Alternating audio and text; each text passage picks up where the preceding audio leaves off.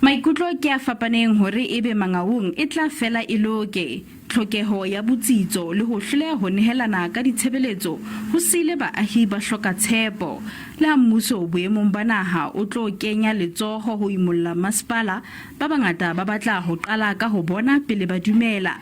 Mangaung e sale e le tlasa tsamaiso ya mmuso wa province ho tloha ka 2019 mme e theoletswe boemong bo fatshe ke ba Moody's ka makgetlo a mabedi. Sa ntlha ho tla ho thapua motsamaisi ya ileng hore o tla na le matla a phethahatso mo ileng hore o tla tsamaisa dintlha tse di amanang le tsamaiso ya letsatsi le letsatsi la mmasepala.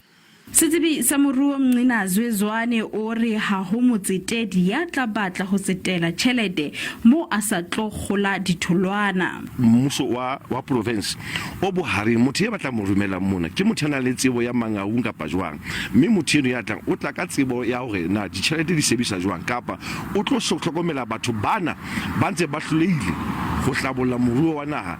Mmasepala haesale o aparelwa ke mehwanto ya boipelaetso, dingangisano tsa makgotleng a dinyewe le projeke tse sa phethelweng. Letona la puso ya kopanelo Nkosazana Dlamini-Zuma o lebelletswe ho etela Mangaung hape ho manolla tshebetso ya mmuso wa naha mmasepaleng ona. Makgala Masiteng, SABC News, Bloemfontein.